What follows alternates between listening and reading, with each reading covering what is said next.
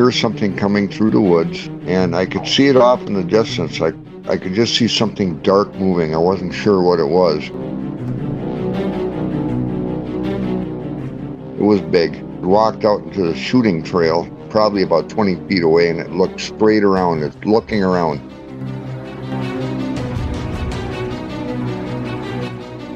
I can only describe it as it looked like a prehistoric man. It had a man-like face.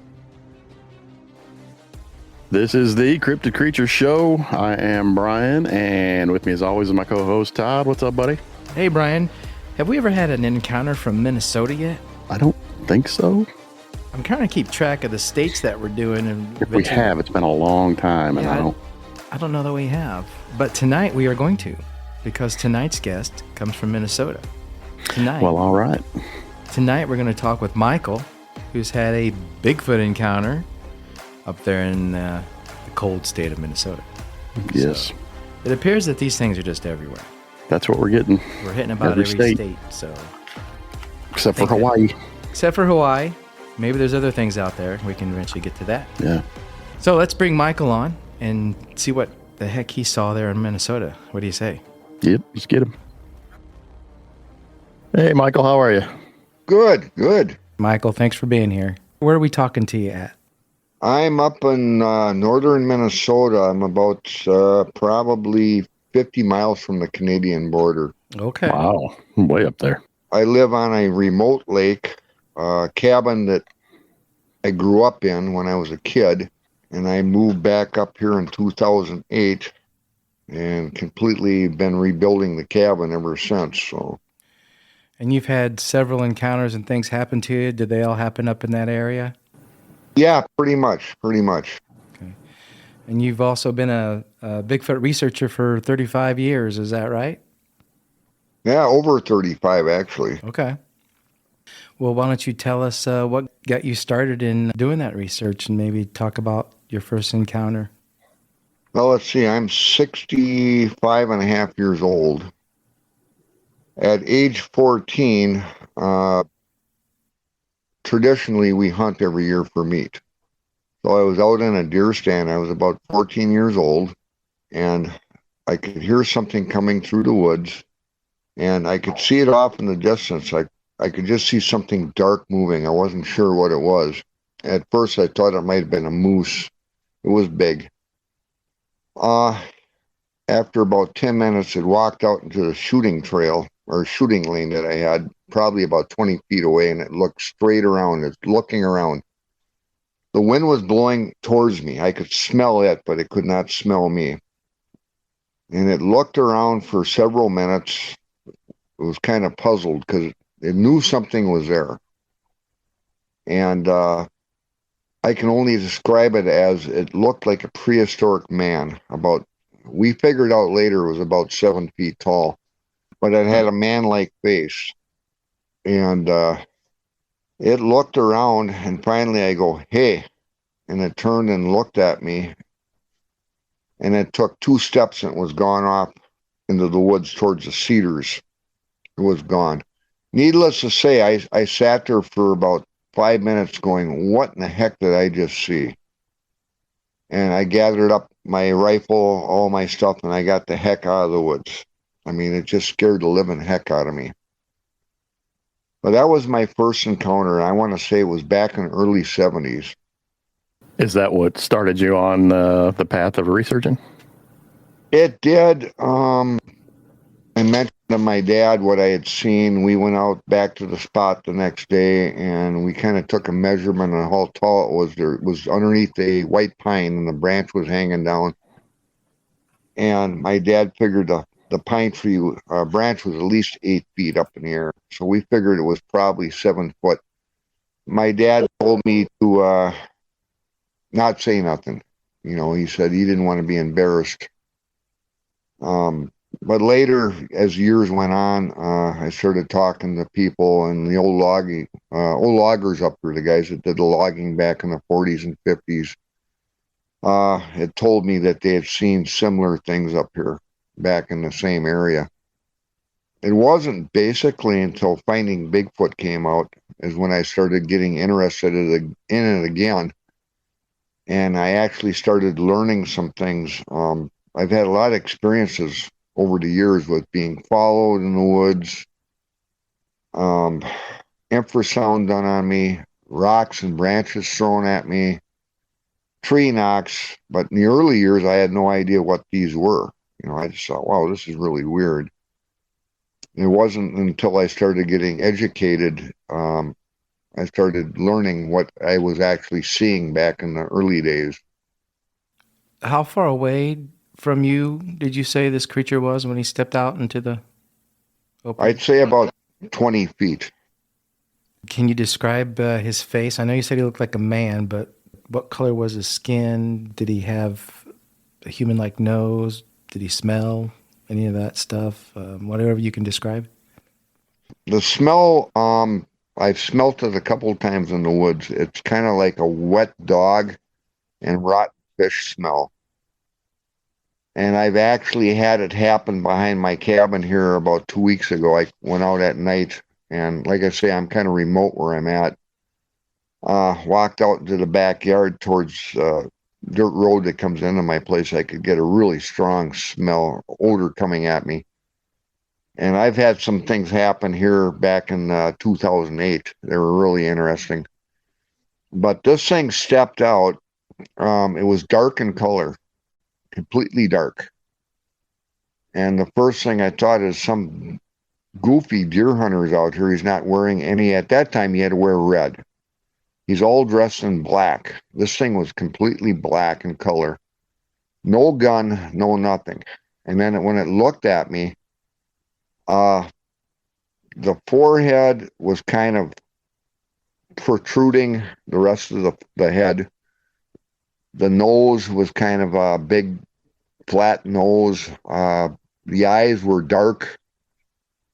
I can only describe it as stuff I've seen in my science books when I was in high school of the prehistoric man.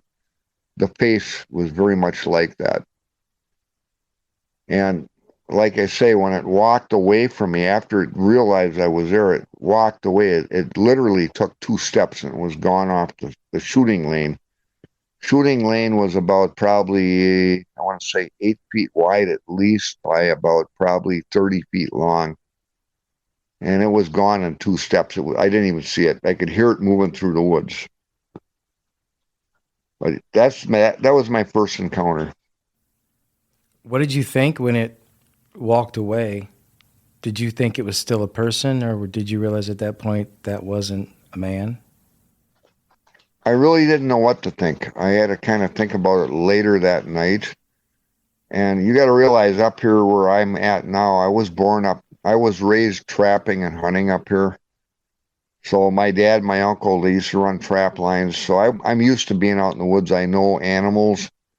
And sometimes a moose walking away from you will actually look like a person, down a trail, a moose. That's the first thing my dad asked me. I said, no, this was not a moose because it came out broadside to me and it was two-legged. I could see the body form on it. And like I said, it was all dark and it was not real heavy. That's the funny thing about it. It was not, I would say, pretty slender.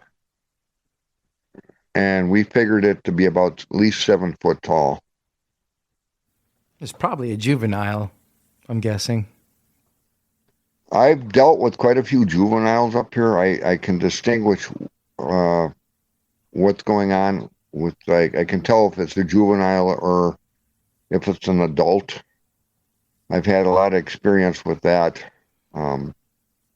Juveniles are very, very curious up here. They'll actually let themselves be seen, where the older ones will be more cautious.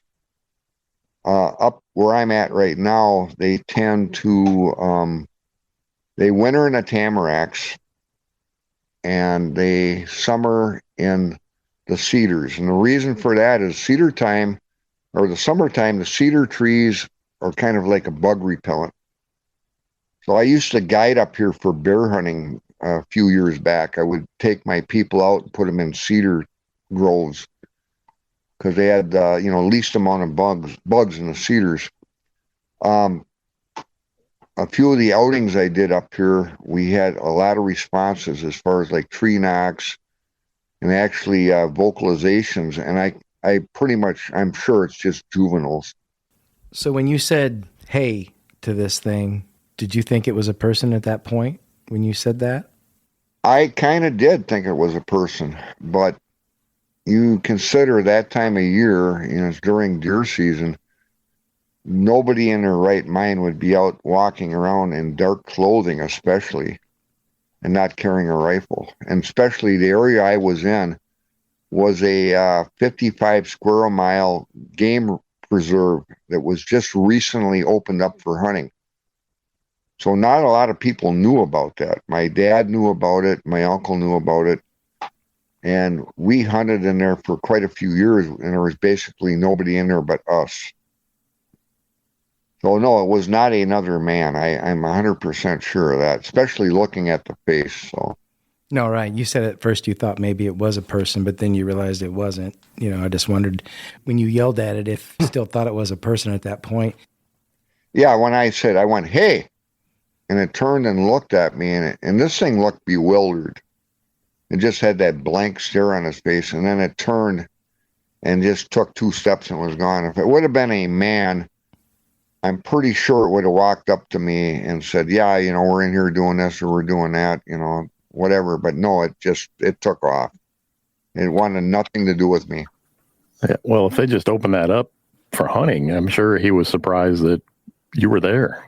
Oh, what was kind of funny is, yeah, we were in that area and it's 6 miles in. They'd done some logging that following winter. So we had stands around this area where they had logged. So it was a 6 mile drive in. And then at least, I want to say 3 miles into where we had the stands through the woods. And as a matter of fact, to this day, I still hunt in there. Same area. I'm only about 2 blocks from where I seen this thing, where my stand is now. But a friend of ours, family member, well, kind of a family member, he was driving north, I want to say about noon that day on the highway that kind of borders this road that we go in. He seen something cross the highway. He could not explain what it was. And it was right about in the same area that we were in. And lo and behold, this was about 3 in the afternoon. This thing made it as far in as I was, if it was the same creature that he's seen. And throughout the last, I want to say 6 years, I've determined now there's a trackway going east and west from 2 major highways. And that area that I'm in is in the middle of it. I've had reports from truck drivers hauling logs on one highway and then a highway to the east of seeing these creatures walking. And it's an area I want to call it the Snake Trail. And it's 11 miles between the 2 highways. And I think that it is a trackway going through there. They're using that to move. I've got quite a few reports in that area, from campers having, something going on and seeing things. Take us into your next encounter. What happened? Second encounter, I moved back up here in 2008. And like I say, I grew up where I'm at right now. The cabin that I'm in did not have electricity. I grew up as a kid. We didn't have power. We had bottle gas refrigerator. We had wood heat, and we had bottle gas lights for lighting. So when I moved up in 2008, we had a sauna.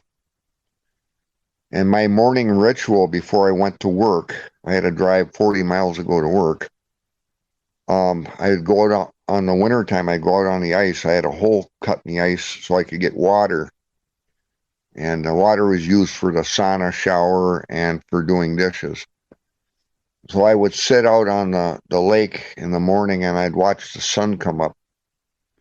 So this was late in March, and I was sitting out on the ice. I just got my buckets of water. I was sitting there watching the sun come up. This thing came out of the old boat landing on the other side of the lake.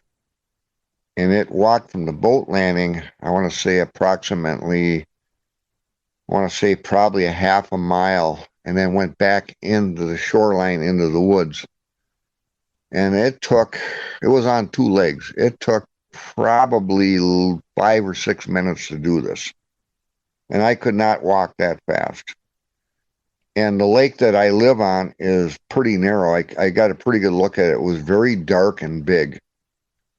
Unfortunately, that time of year, everything was melting. It was slush everywhere, so I could not get a clear foot track. I went over there and scouted it out, and the snow was basically gone in the woods by then, and it was just slush on the lake.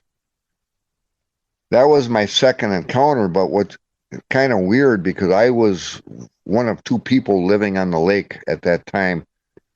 A couple nights later, I awoke to something hitting the roof of my cabin. And at that time, I had a chocolate lab, big male chocolate lab I used for hunting and companionship, basically. He was laying under the kitchen table, growling and shaking.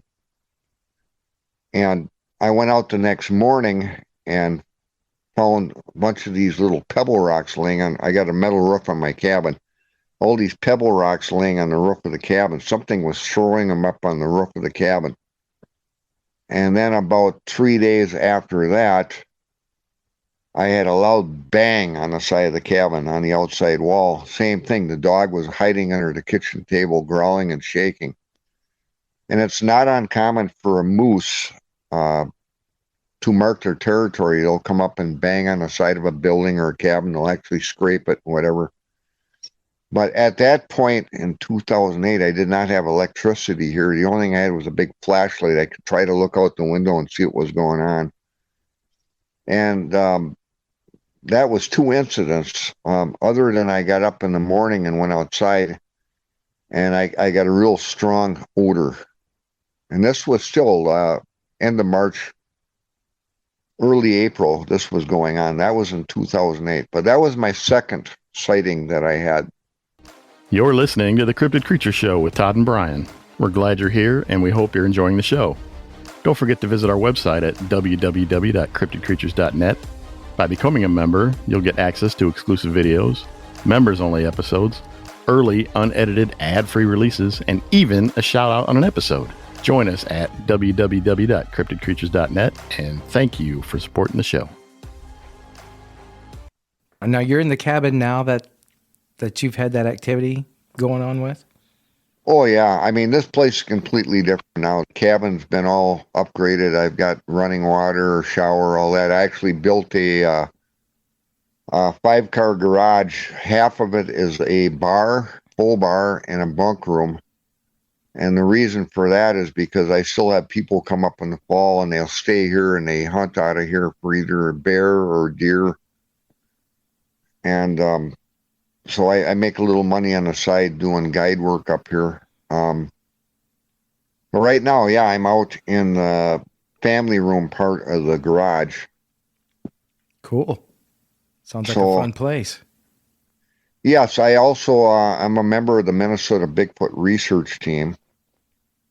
So this is our northern headquarters is right here where I'm at. So we'll have groups of people up here periodically during the summer for overnights. And then when we have our team meetings up here, it's usually at my place. Wow. The Minnesota Bigfoot Research Team? Yes. We have a conference in Grand Rapids in October. It'll be the third conference we've done in Grand Rapids. Really? Wow. I believe it's around the 7th.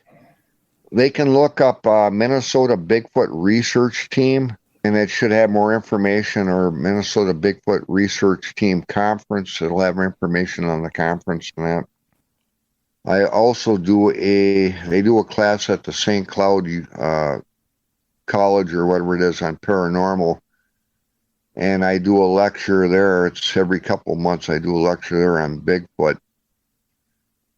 So that's coming up in October. There's a lot of things going on. I almost need a secretary to keep track of stuff. So what's going on in Grand Rapids? Is it just a one-day thing? You're speaking there, or other people, or is it what would you classify? We're actually, we got Dr. Meldrum is going to be speaking, and a couple other people. I'm not sure exactly who yet. I have to actually get on my internet and see what's going on. I haven't been Okay. been So busy. is it an event? What it is, it's at Thunderbird Motel in Grand Rapids, and it's Friday night through Sunday. They got VIP tickets. We have 3 or 4 speakers lined up, and then we actually do not an overnight, but we do a walk at night. We take the VIP members out onto a trail where we actually have activity and take them for a walk. You got a pretty nice guest lineup there, actually. Well, the nearest airport would be, I believe, Hibbing or Grand Rapids has one. Most of our speakers come into Duluth, and we have to drive. That's about 90 miles from me to Duluth. That's awesome. You got to have Meldrum there. We definitely want to meet him sometime. He's a big fan of him. But so tell us more about your other encounters and things that you got going on. Basically, yeah. I mean, I get a lot of reports from up here. We've taken people out. You want to talk about juveniles? It's kind of interesting because we took a group of people out, I want to say 3 years ago, and there was, I think, the 3 different people or groups of people are with us. I believe there was about 6 ladies involved, and we actually heard quite a bit of tree knocks. We heard some yelps out in the woods, and I was looking at a fellow team member of mine that's from up on the reservation, which is not far from me, and we started talking afterwards. The only thing we could think of it was juveniles. They were curious with the women that we had with. And then I also did a outing with my wife at the time, or still my wife, her sister and her daughter. I want to say about 6 miles west of where I'm at right now, where I've actually found foot tracks. We were doing tree knocks, and they were kind of laughing and giving me crap about it. And about half an hour went into this, and all of a sudden we got a reply knock. Unfortunately, they had the flashlights. They took off running down the trail and left me there in the dark. And I got this thing that's 50 yards in front of me that's making tree knocks. And thank God I had at that time I had a flip-top phone. I was able to use the light on the phone to see my way out. So lesson number 1, never let somebody else have your flashlight. Keep a spare flashlight to yourself. But I figured it was a juvenile. I was definitely interested in the females that were around. So I would say probably 90% of our interactions up here are definitely juveniles. I believe I grew up with a clan of them in that same area where I had my first sighting. Throughout the years, they've kind of accepted me. They've left me alone. I've heard tree knocks. I actually got mumble talk. I was in there about 5 years ago. I was clearing out the trail, going back into where we hunt, and I just got off my 4-wheeler, and I heard this mumble talk, and I just stood there. And about a minute later, another one answered, and I was in the middle. One was on each side of me. And if you ever watch All Gas and No Brakes, we did a video with them. But I do my mumble talk on there, and it kind of sounds a little bit like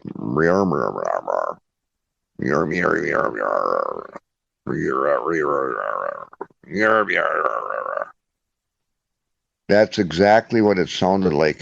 And these 2 creatures were, I want to say, 40 or 50 feet apart. And within a half an hour, the 2 of them were together. And my first thought was to walk over to where they were. And then I thought, okay, I'm roughly almost 12 miles from a highway on a 4-wheeler, and I'm by myself. No, I think I'll probably just stay where I'm at. And that time of year was middle September. Everything was still pretty thick. I couldn't see what was doing this. But I've never in my whole entire life heard anything like this. And I've talked to Ron Moorhead. He's a friend of mine. And I did the mumble talk to him. And he said, yes, he's heard the same type of mumble talk.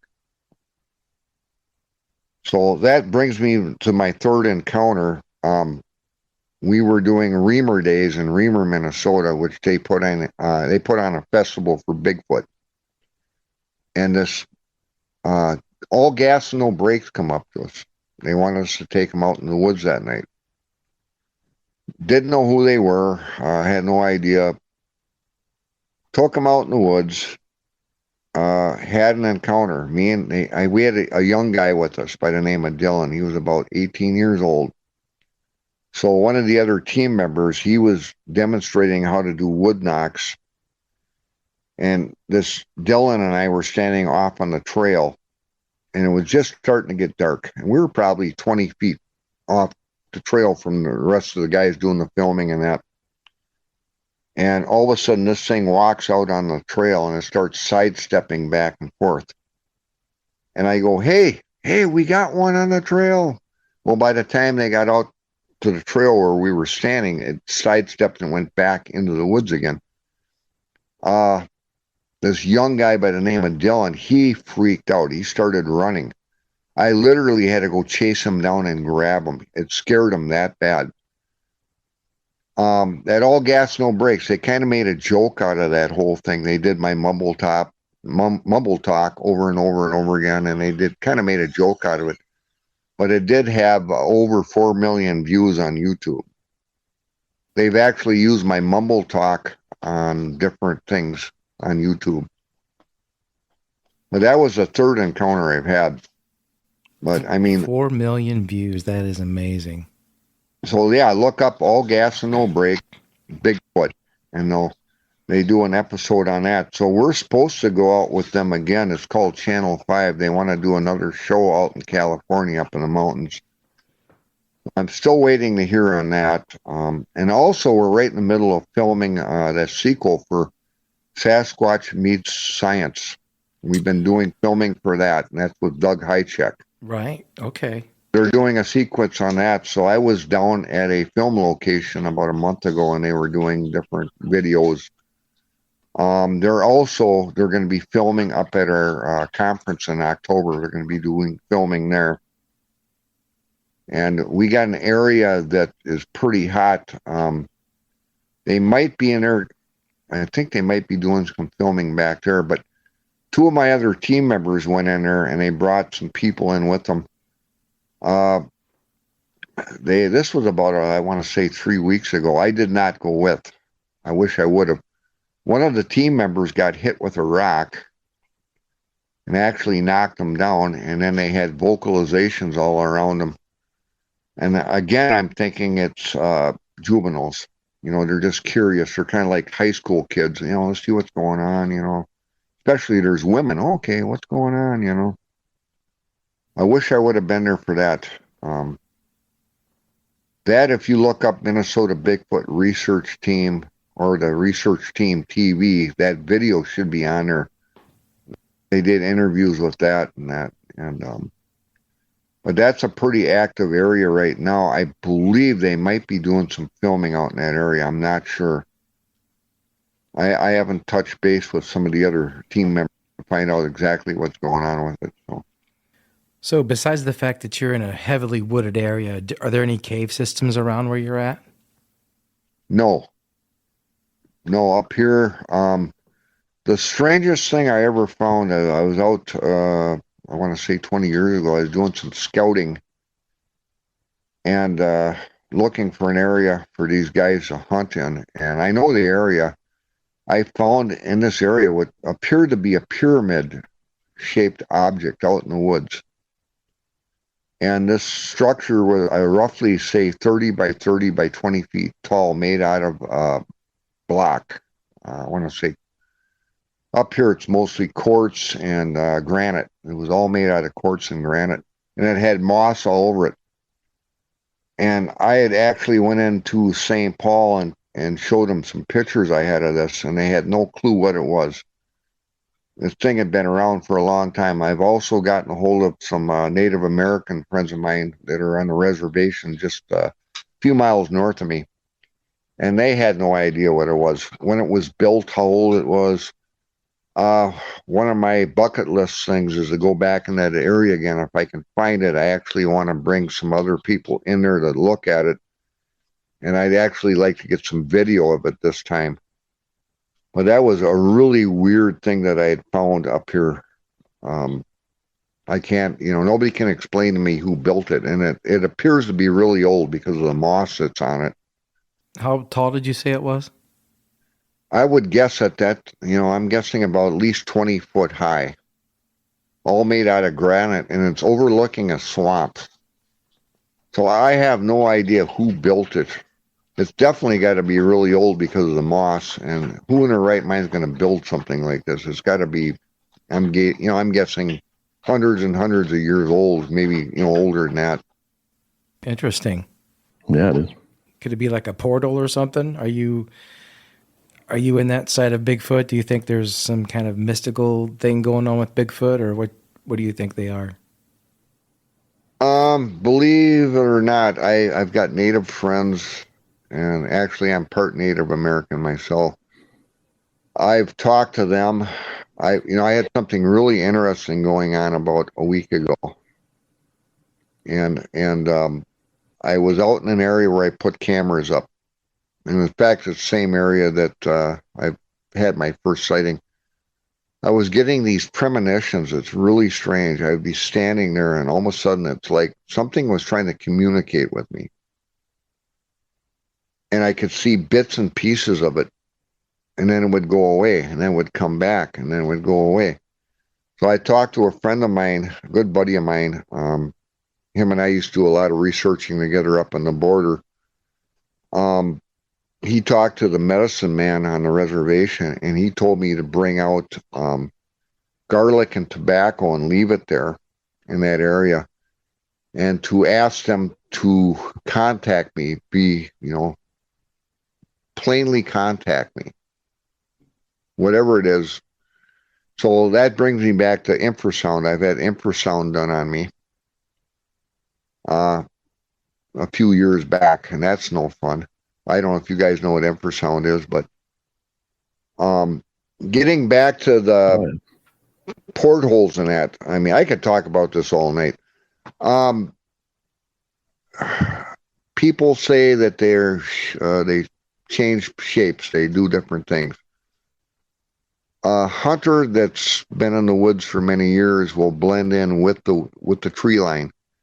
So if you're walking through the woods and you think you see something, you just blend in with the tree. Bigfoot could do that as well, and it would be considered shape shifting. I've actually been out in the woods where it looked like there was a structure out in the woods, and it turned out to be just the way the sun was shining through the trees, and the shadow made it look like something it wasn't. I believe Bigfoot is part of the missing link. It came across the land bridge, back in the day when the land bridge went into, Canada. I believe it crossed. And the reason I believe that is because modern man was starting to evolve over in Europe, and there was competition with food and whatever, and the species decided to migrate, get out of that area, and they ended up in Canada, northern Minnesota. I believe what they are is a missing link to us. I mean, basically, we all evolved from monkeys, right? Well, that's my theory. I don't. Yeah, I mean that's a what they say. legitimate theory. Yep, absolutely.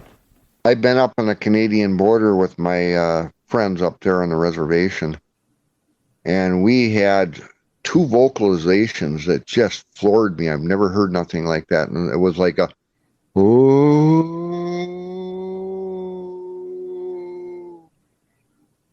and then a second one answered behind us doing the same thing, and then a pack of coyotes went nuts. Wow. Coyotes went absolutely crazy, but I've never heard a haul. I've had Bobo do that out in the woods with Bobo. I've heard him do this similar thing, but this was unbelievable. And we were in an area that there was nobody around for probably 20 miles at least. We were in a remote area on the border of Canada. and it took us like 3 hours to drive the back roads to get in there. And that's another thing. I want to get a hold of my buddy Bill again up on the resin. I want to get back in this area, and I actually want to get a decent recording system for tape recording. I got what I call a parabolic ear. You can, put it on and you can hear somebody basically talking, a mile away. Mm-hmm. And I want to actually bring that device out and then bring a good recording system so I can actually record what the sound is. But I talked to him a couple days ago. Him and his wife were out at the berry patch on the reservation, and they've actually seen two of them. One's dark brown, another one's black, that came to the edge of the berry patch. And originally I went in there a few years back because I was invited in to investigate the area because they were having some issues with people being bothered on a reservation. And like I say, what I didn't visually see anything, but what I heard was amazing. I mean, they definitely had something going on back there. Yeah, they say there's definitely a language with these creatures, and I believe it. I mean, with what Ron Moore had recorded, we had Ron on the show a while back, and Doug too. You mentioned Doug Hychek. Yeah, those guys are heavily involved in the Bigfoot research world. But yeah, I mean, they have a language. They talk to each other. I mean, that puts them in a different category than your typical animal, right? I mean, there's language there. I mean, birds can chirp back and forth. I get it, but these things actually have a language. They talk. They're making words and sentences, so to speak. So, yeah, Right. it's crazy what these things are. My first sighting that I had when I was 14, this thing actually came in making a chirping noise like a bird. And then, like I say, I've heard mumble talk. That was plain as day. And I mean, I've guided up here for bear hunting. I know every noise in the woods. I grew up in the woods of northern Minnesota, with my dad, my uncle trapping and hunting, and I've never heard that mumble talk ever in my life. I've also found tree formations back in that same area too that were not man-made, but they looked like teepees. And this was back in the early 70s as well, and there was basically nobody in there but us. And I told my dad, God, I found it looked like somebody built these 6 teepees. They were, I want to say, about 8 to 9 foot tall, all perfect trees lined up and together, like somebody had built that. And back then, there was basically no one in there but us. We had a party of my dad, my uncle, and a couple of my dad's buddies. I want to say there was probably 5 of us back here. And there was no other people in this area because, like I say, nobody knew that it was open for hunting. And now I'm thinking now they were tree structures, years later. Same thing. I heard tree knocks in the morning and, 1 to 2 raps. And then later in the afternoon, right before it got dark, I would walk out of that area and go to where I was parked. I would hear tree knocks again. And get out to where we were parked. We were basically the only ones in there. There was nobody else in that area hunting. Same thing. We brought a film crew back in that area in 2016, finding Bigfoot. And we actually had a tree knock that night. And one of the film guys was going back to base camp to get batteries for the cameras. He was literally followed back to base camp. This guy was freaking out. We could hear him on the 2-way radio. But the funny thing about it is this was in July. In November, I went out to that same area and I was hunting. In the morning, before it got light, I had rocks thrown at me. And I had sticks thrown at me. And then once it got late, I actually had infrasound done on me. It felt like I was having a heart attack. I got off the stand and walked about a mile out. And then once I got out of that area, I was fine. I waited about a half an hour. I walked back into that area. And then I started having panic attacks, in which I've never had panic attacks in my life. and it was definitely infrasound. They were not happy with me.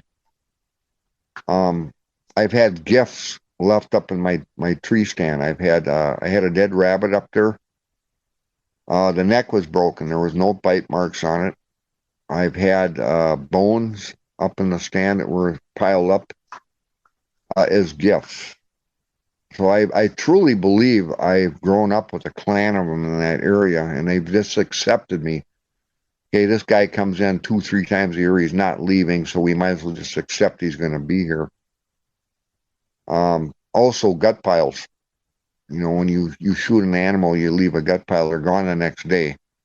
Normally, a gut pile will hang around for 2 to 3 days to a week. The birds and the wolves will come in and eat it, you know, and eventually it disappears. These gut piles that were gone like the next day, something physically went in there and took them. Well, if you stop and think about it, that's all protein. They're going to go for the protein. They're definitely going for the protein.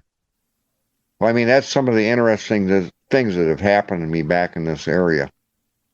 What about Dogman? Do you have any Dogman activity up there? Um, this was about, there again, 5 years ago. I was contacted by the Itasca County Sheriff's Department. They had dash cam video out of one of their patrol cars on what I want to call Old Highway 7. This thing crossed the highway, and they let me look at the video, and it was big. The head on it was shaped almost like a dog. There was a street or a road sign in the background. I was looking at that in the distance. I figured this thing to be 6 to 7 foot tall, and it crossed the highway in about, and this is just a 2-lane highway. It crossed the highway in about 5 steps, which I couldn't do that. I'm 6'2". There's no way in hell I could do that. I asked them for a copy of the dash cam video. Of course, they can't do that, but I was privy to see it. About a week later, I got a email from a guy and her husband, or a gal and her husband. They have a cabin up in that area. They were driving back down to the Twin Cities on the same highway, and they described to me what looked like a werewolf on 2 legs. But you know, it's kind of makes sense because this thing is kind of on the same trackway, basically the same trackway that's going from east to west. I got a friend of mine that lives up the road from me. He's in that trackway. He was hearing tree knocks every night, and this was early in the spring. And I went over and talked to him, and the only thing I could think of was he was raising chickens. He had about 40 to 50 chickens. And they're moving through the area. They're thinking, oh, an easy meal, you know. And this went on for, I want to say, a couple weeks with him, but nothing he's seen. You could hear him tree knocking around his property, and he was kind of in a remote area off the highway as well. So, Do you think Bigfoot are dangerous? I've never had a problem with them. I think I was warned that they weren't happy because I brought that film crew in, but I've never had anything physically that I could actually say that they do me harm. The only thing is, I was in the Reamer days. I talked to a couple different Bigfoot groups that go out. And there's one of them out there, and I won't mention their name, but they want to bring in people and shoot them. And they call me the old Bigfoot hunter, but I'm no kill. These things, to me, they're like anything else. If you corner them, or you do something that's going to harm them, obviously we're going to fight back, just like a bear or a dog or any animal would do that. If I'm in an area and I know they're in there, I give them a wide space. If they want to see me, they'll come out and see me. I'm not going to go follow them and go after them. You know, I give them quite a bit of space. What's bothering me is there's getting to be more and more teams out there that don't have a clue what they're doing. I'm afraid somebody's going to get hurt. That's what bothers me the most. Yeah, they probably will. Probably will. That's why some of these younger guys need to get with, you guys that have been doing this for a while and learn, and just carry on. Well, like Instead I of say, just I'm old running out school. there half cocked in the woods, Well, some of the techniques they're using are just kind of bizarre. A lot of the sightings I get up here, I'd say 90% of them are by hunters. And that, it stands to reason you're going to have more people out in the woods during hunting season, whether bow hunting or bird hunting or deer hunting or bear hunting, you're going to have hunters out in the woods. And you got to realize where I live, I mean, I can go basically 50 to 60 miles to the north, and you're not going to hit any towns. It's all solid woods. You might hit a couple of roads, but it's all solid forest. There's no towns. The nearest town to me is south, and that is 20 miles. And then the biggest town is actually 35 miles southeast of me. But I mean, other than that, there's nothing up here. You got some homesteads up here. You got some, obviously cabins on lakes and that up here. But I mean, you could hide out up here in the woods and never be found. If you never wanted to be found and you had survival skills, you could hide out forever. So these things, I mean, it's a no-brainer. I found evidence where they are in the summer. I found evidence where they are in the winter. So I tend to say, no, they don't migrate out of the area. They'll do is they'll ambush deer in the winter. Because I found deer carcasses where the back legs were broken, no bite marks. Where a wolf will take a deer down and you'll see bite marks on the bones from the wolf. That's how I distinguish between a wolf and a Bigfoot kill. Usually in the tamaracks in the winter, because the tamaracks never truly freeze up solid in the winter. And then you're walking in the tamaracks up here, it's like walking on a bed mattress. The moss that's in there. Summertime, cedars. Cedars are known to deter bugs.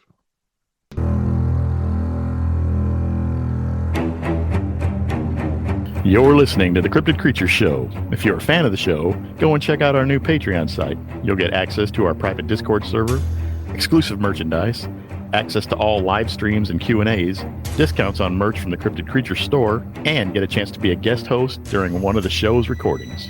Just go to www.patreon.com/cryptidcreatures1. Thank you for listening and supporting the show. I was back in the cedars a week ago, and the bugs were virtually null back there. So that's basically how they move. But I mean, they'll take advantage of a situation too. I mean, they'll come into where people are camped. They'll come into where people live, and they'll, take things if they can, food. I've had reports of that. Chickens missing, hogs missing, stuff like that. Yeah, we've heard that too. They're pretty opportunistic. Yes, they are. Yeah, that's interesting. They know where to go in the summertime to get the bugs off them, and they also know, like you said, it doesn't get as cold in the tamaracks there. Yeah. Kind of like a insulation barrier in there. Mm-hmm. Mm-hmm. How high up is the tree stand that you found the dead rabbit in? I want to say 8 feet. Okay. That was a few years back. Brought it back and I skun it out, and the only thing that was wrong with it was a broken neck. There were no bite marks in it. I was meaning to ask you, what kind of bear do you have up there? Are they black bear or are they brown bear? Primarily black bear. I have seen a cinnamon colored one many years ago. The bear up here range anywhere from 150, I want to say, to 400 pounds. Okay. I've seen bigger, but they're usually what we call garbage bears. They get into people's trash, live off the trash. We've had a bear hanging around here 2 years ago. So the wife would have to drive to work at 1 in the morning, 2 in the morning. And she would walk out to her car, which our yard is completely dark. And now I do have yard lights out there, but back then I didn't. And I told her to make plenty of noise when she walks out there. So if there's a bear, scare it off. Well, it's kind of funny. I was talking to her 3 years ago. She felt like somebody was watching her at night when she'd go out back. And like I say, I smelt a real strong smell about a couple of weeks ago. And she'll usually come in at night. She'll leave the dog out, and she's standing out there. And we have wolves and coyotes behind us still actually run through the yard sometimes. She has had something literally watching her about a week ago. And we've had that happen in the past where there's something out there watching her. And I mean, I'm not saying for sure what it is. It could be a bear out there. It could be a deer standing out there. But we also had, like I say, in the past, rocks thrown up on the roof and bangs on the cabin too. So, which, no bear or deer are going to do that. No, and they're not going to put a rabbit with just a broken neck up in a tree stand either. Not even a dog is going to. A dog might be able to break its neck, but it's not going to climb up and put it in your tree stand for you. Oh, there's going to be bite marks on it too. Yeah. And like I say, usually you'd find puncture wounds in the skin, and we didn't find anything like that. So, yeah, basically, this is about I want to say 5 miles north of where I live. You got to take the highway up to there, and then the road going in is about 6 miles in, and then for where we park, we have to walk into the woods. We have trails now for ATVs to get in there, but still another 2 to 3 miles back in. So yeah, we're pretty remote in there. I've got 3 cameras up there right now, and they actually send me pictures to my phone. I'm getting a lot of deer. Last year I was getting a lot of bear in that area, but primarily deer. I haven't gotten a picture of the big guy yet, but they're smart. They're not they're gonna avoid cameras. They definitely know when we're in there. Because obviously they're going to hear the noise, either us driving in with the vehicles or on the four-wheelers. So they're already alerted that we're in there. And then if we go into the stand areas, which is very active, they know we're in there. So, it's like somebody leaving a pop bottle out in your backyard. They know if you leave something. And if they want to be seen, they're going to be seen. I'm hoping one will step out. Yeah, that'd be great. Well, it sounds like where you're at and what you got going on, you're probably going to see another one fairly soon. I hope so. Yeah. What gets me is some of these groups I talked to a few weeks ago when we were at Reamer Days. There's guys that go out, and every time they go out, they see 6 or 7 of them, and I'm thinking, no, you're full of crap. Yeah, there's no way. Yeah. Doesn't happen like that. I've had people ask me, well, how can we see one? I said, okay, go into an area. Okay, walk in quietly. Either put a ghillie suit on, get up in a tree where you got a good vantage point where you can see, and sit there for possibly sit there for a day or 2 days. You might have something walk through there. But to go in with 3 or 4 guys, you're making noise. So we got in as a team. The only one time I've seen something, that was, I think we were making so much noise, it was a juvenile going, who are idiots, and stepped out onto the trail just long enough for me and this young kid to see it. But the best you're probably going to get is a tree knock. You might get some vocalizations. But to actually see one, you got to be stealth. You got to go into the woods and you got to be quiet. And it may take hours. It may take all day. And if you're lucky, you might see one. I mean, if you're really lucky, you're going to see deer or bear or moose go through there. But people that go out in the woods with cameras and making all this noise, unless this thing is really stupid, that's the only way you're going to see anything, in my opinion. Yeah, they just don't step out and say, here I am, check me out. They don't want to be seen, so they're going to do everything they can to avoid it. And most encounters are probably by accident on the Bigfoot side, because he just wasn't where the person was there for some reason, maybe. Well, I've walked into an area and I've gotten a tree knock. 20 minutes later or 10 minutes later, I get another tree knock, and then another one. And basically, there's the sentries. They go out during the day. And when somebody comes in the area, they're letting the other clan know, hey, there's people in here. So, and I think primarily they go out and they night hunt. And the reason for that is there's nobody out in the woods, obviously. Unless in an area where there's nobody in there, like this time of year right now. I mean, if you want to go out in the woods, that's great. But back in where I go, the bugs are so bad. I mean, you're not in there long. You're driven out by the bugs. And I think, as hairy as they are, and the way they smell probably is a bug deterrent right there. I mean, I've smelt them a couple times, and believe me, I was almost throwing up in the smell. I believe it was them. There's nothing else I smelt like that either. I mean, I've baited for bear and smelt, the bear pit. This is something that's like, oh my God. I mean, yeah, we've heard it's overwhelming. And that's probably part of the infrasound. Between the smell and the infrasound, they can really make somebody pretty damn sick, probably. I had a friend of mine too that's on the team. He was in another area that was west of here, and they did infrasound. And they actually, a couple of people that were with him took him to the hospital thinking he was having a heart attack. And when he got to the hospital, he was all right. They did all the tests on him, and the heart was fine. So we determined that was infrasound. I was in another area that's by a river not far from me. Went in there, and I had a shotgun and a handgun with me. And all of a sudden, I started to get panicked. I was afraid. I've never been afraid in the woods in my life. And here I got a shotgun, and I got at that time, a 44 Magnum handgun. And I used the handgun basically if I've been treed by moose before. That's no fun to get treed by a cow moose. I use the gun as a noisemaker to scare them away. I don't shoot anything unless I plan on eating it. Okay. But here I am back in this area. I've got 2 guns with me. I have nothing to be afraid of. Absolutely nothing. But yet, once I got out of that area, I was all right. That was my first episode of infrasound.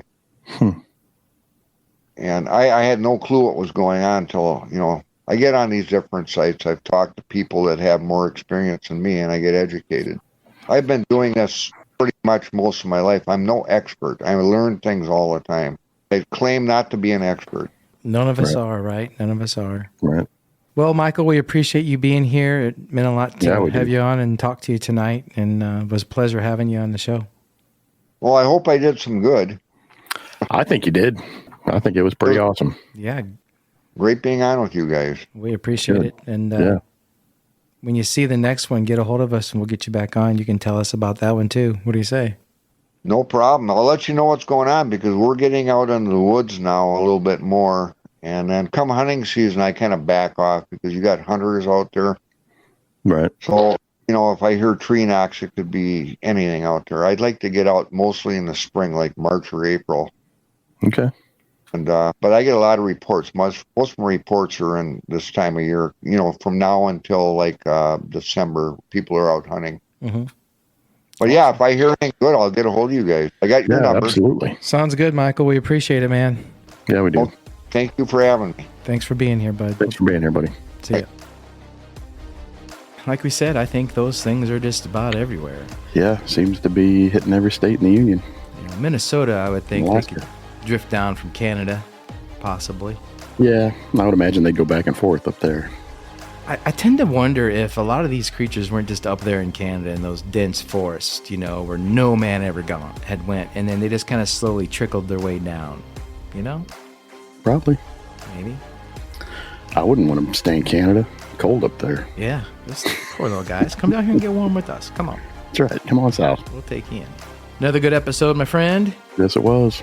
Always fun, man. I want to thank the listeners, as always, for being here with us. We appreciate Yep, we you. appreciate all of you. Thank you. 100%. All right, with that, we'll wrap this up. What do you say? Let's get out of here, man. Yep. See ya.